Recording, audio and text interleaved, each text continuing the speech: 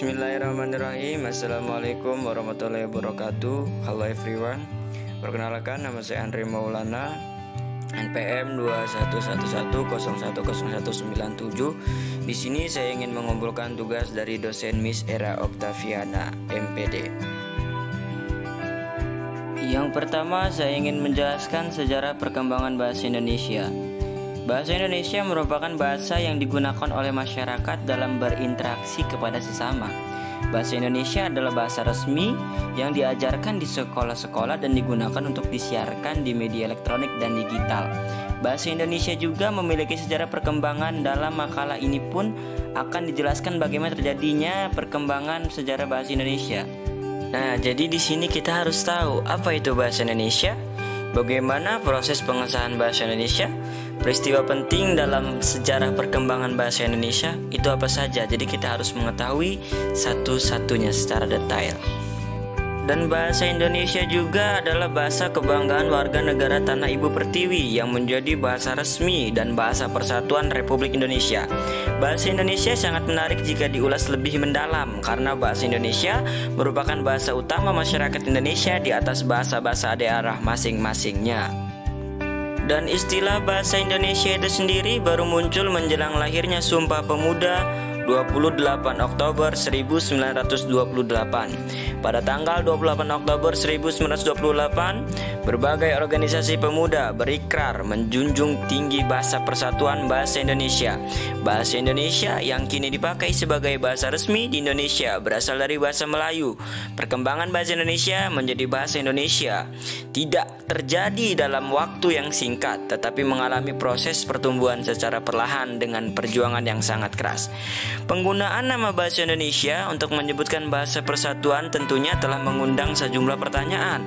Salah satu pertanyaan tersebut adalah mengapa justru bahasa Melayu yang diangkat sebagai bahasa persatuan, padahal jumlah penutur bahasa Jawa saat itu hampir separuh jumlahnya.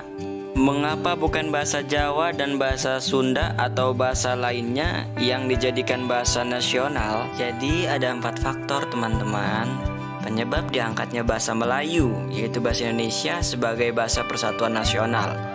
Yaitu 1, sejarah telah membantu penyebaran bahasa Melayu. Bahasa Melayu merupakan lingua franca atau bahasa perhubungan atau perdagangan di Indonesia.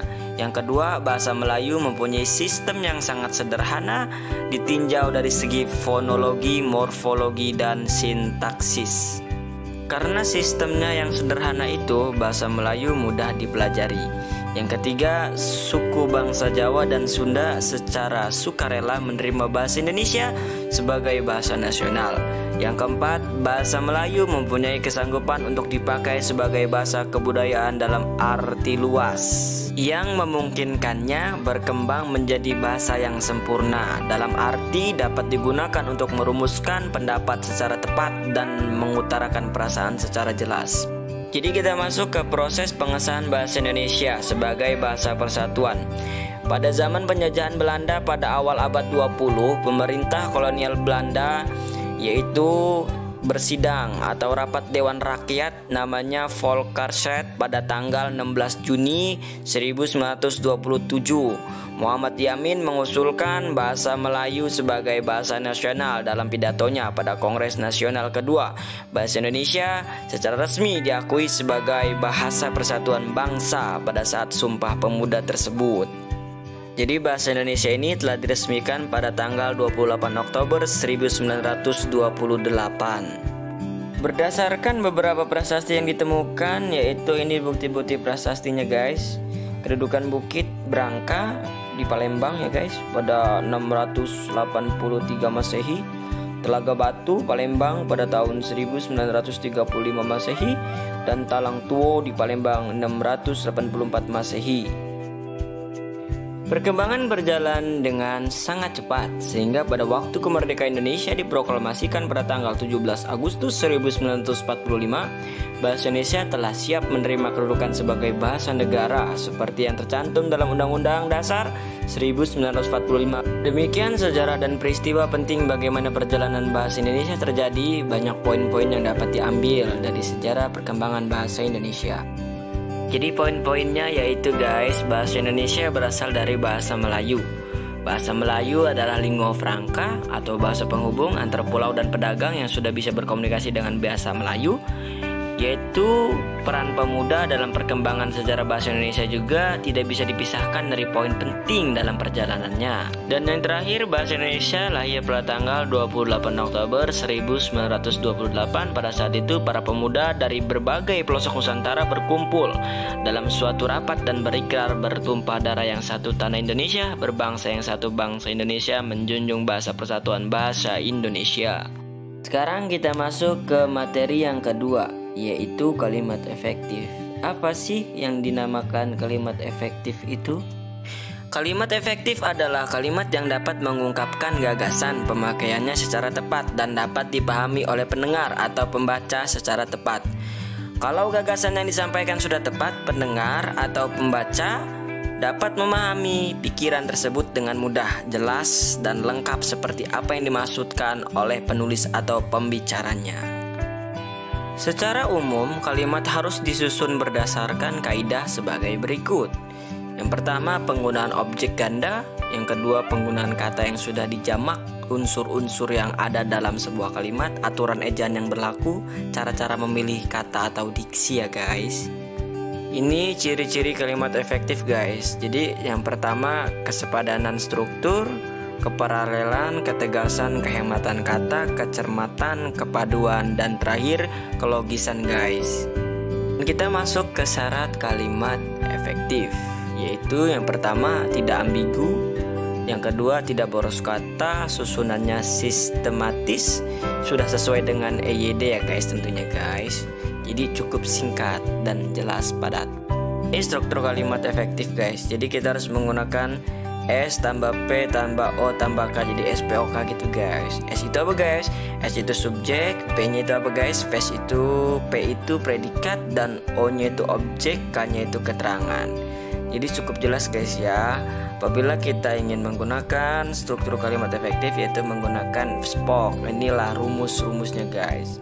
Dan sudah dijelaskan tadi, S itu adalah subjek, P itu predikat, O itu objek, dan K itu keterangan guys.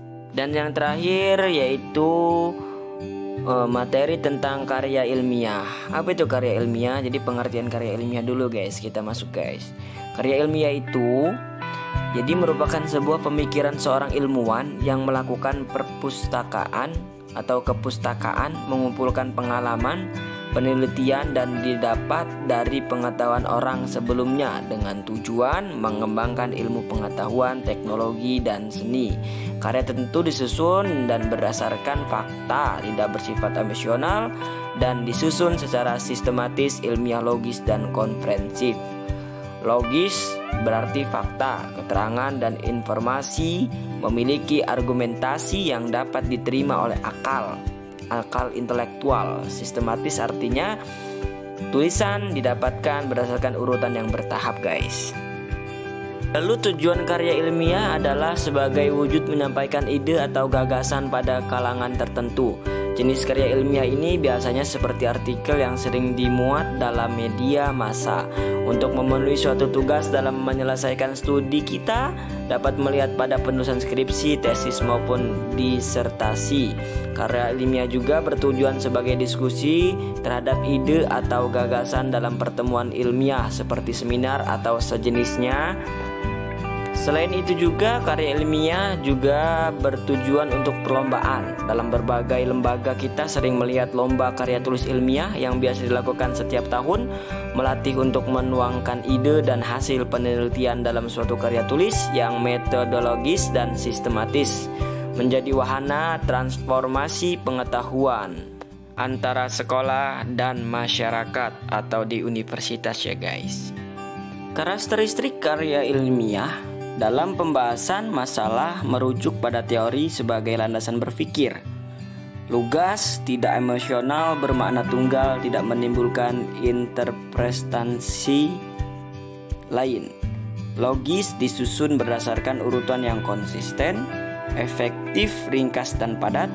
Efisien tentunya guys, hanya mempergunakan kata atau kalimat yang penting dan mudah dipahami. objektif berdasarkan fakta. Setiap informasi dalam kerangka ilmiah selalu apa adanya, sebenarnya dan konkret. Yang terakhir, sistematis, baik penulisan dan pembahasan sesuai dengan prosedur dan sistem yang berlaku. Jadi ini karakteristik karya ilmiah guys. Jadi harus memahami satu persatunya jika Anda ingin menuliskan karya ilmiah. Jenis karya ilmiah sebagai berikut guys. Yang pertama ada artikel, yang kedua ada makalah, yang ketiga ada kertas kerja wallpaper ya, atau paper gitu. Yang pertengahan ada skripsi, tesis, disertasi, artikel ilmiah populer. Nah, ini jenis-jenisnya guys. Bisa dapat dipahami satu-satunya jenis-jenis karya ilmiah tersebut sebagai berikutnya guys. Ciri-ciri karya tulis ilmiah. Jones menyebutkan beberapa ciri karya ilmiah, yaitu menyajikan fakta-fakta, cermat dan jujur, tidak memihak, sistematis, tidak bersifat haru, mengesampingkan pendapat yang tidak mempunyai dasar, sungguh-sungguh, tidak bercorak debat, dan tidak secara langsung. Jadi ciri-cirinya itu cukup simpel ya guys. Jadi kalian tidak bisa memahami kata-kata tersebut guys. Dan kalian juga bisa mengetahui syarat-syarat penulisan karya ilmiah. Yang pertama komunikatif, bersifat denotatif, bernalar, ekonomis berdasarkan landasan teori yang kuat, relevan dengan ilmu tertentu, dapat dipertanggungjawabkan menggunakan bahasa yang efektif. Apa yang dikemukakan oleh penulis dapat dimasukkan ke dalam bidang ilmu tertentu tanpa unsur plagiat, logis, objektif, dan sistematis. Masih banyak lagi ya guys. Jadi ini yang dapat saya sampaikan syarat-syaratnya penulisan karya ilmiah itu sebagai yang tadi sudah saya jelaskan. Apa sih fungsi penulisan karya ilmiah itu? Jadi fungsinya itu guys, karya ilmiah itu berfungsi sebagai bahan rujukan atau referensi untuk persiapan dalam penulisan karya tulis maupun kegiatan yang bersifat ilmiah. Contohnya saja seperti penelitian maupun kegiatan seminar. Yang kedua, karya ilmiah itu berfungsi sebagai fungsi edukatif, di mana ketika kita data menulis karya ilmiah, maka wawasan yang didapat akan meningkat terhadap berbagai bidang keilmuan. Yang terakhir, berfungsi sebagai fungsi sentral. Maksudnya apa fungsi sentral? Yaitu bahwa karya ilmiah mampu memperluas wawasan kepada masyarakat umumnya dalam memperkembangkan ilmu. Sebab dalam karya ilmiah, orang bebas menyampaikan ide atau gagasan pada kalangan tertentu atau masyarakat luas. Jadi seperti itu guys, fungsi penulisan karya ilmiah. Sifat-sifat penulisan karya ilmiah. Dalam menulis karya ilmiah diperlukan penulis yang memiliki sikap-sikap ilmiah. Menurut Broto Wijoyo 1985, orang yang memiliki jiwa ilmiah harus mempunyai sikap rasa ingin tahu yang tinggi, bersikap kritis, memiliki pandangan yang luas terhadap suatu permasalahan. Sikap tersebut terbuka, mendengarkan dan menerima pendapat dan masukan dari orang lain. Sikap objektif bersifat pada dalam mengungkapkan sesuatu sesuai dengan apa yang ada dan terjadi di lapangan. Bisa menghargai karya-karya orang lain, sikap berani dalam mempertahankan kebenaran dan pendapat, dan sikap dalam menjangkau ke depan, artinya terus berusaha untuk menghasilkan suatu karya yang lebih baik lagi dari sebelum-sebelumnya. Prinsip-prinsip penulisan karya ilmiah. Yang pertama objektif ya guys, harus objektif. Setiap pernyataan ilmiah yang terdapat dalam karya tersebut harus berdasarkan pada data yang jelas dan fakta. Kegiatan untuk mengumpulkan data dan fakta yang bertujuan untuk karya tersebut disebut sebagai studi empiris. Penyimpulan, penemuan atau prosesor karya ilmiah harus melalui penalaran induktif dan deduktif. Pembahasan data harus bersifat rasio. Jadi begitu guys. Jadi semua itu harus dengan pemikiran yang logis.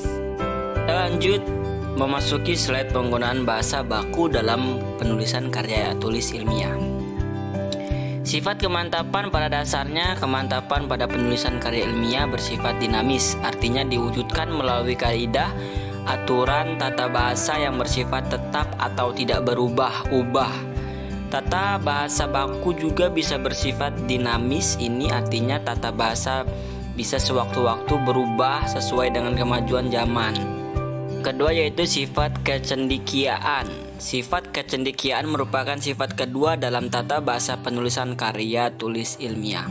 Sifat kecendikiaan dapat dilihat dari penyusunan kalimat, paragraf, dan kesatuan bahasa yang lebih luas seperti pemikiran yang logis, teratur dan juga akal masuk.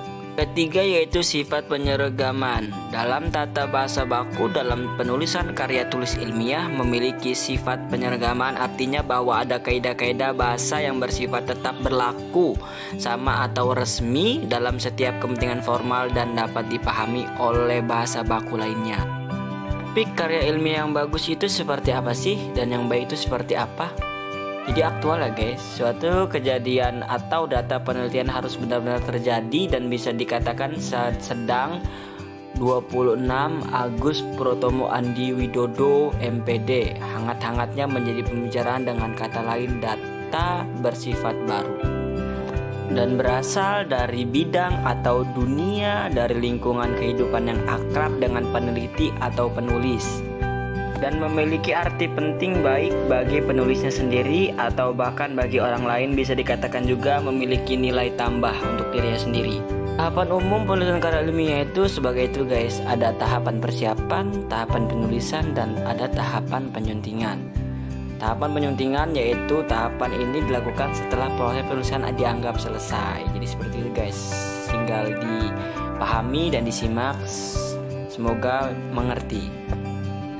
Dan ternyata kode etik penulisan karya ilmiah itu sebagai berikut guys: pemalsuan hasil penelitian, pemalsuan data penelitian, pencurian proses dan hasil, pemerasan tenaga peneliti dan pembantu peneliti, perbuatan tidak adil sesama peneliti, kecerobohan yang disengaja, dan penduplikasian berupa penyalinan informasi secara menyeluruh dari hasil karya ilmiah tersebut. Mungkin hanya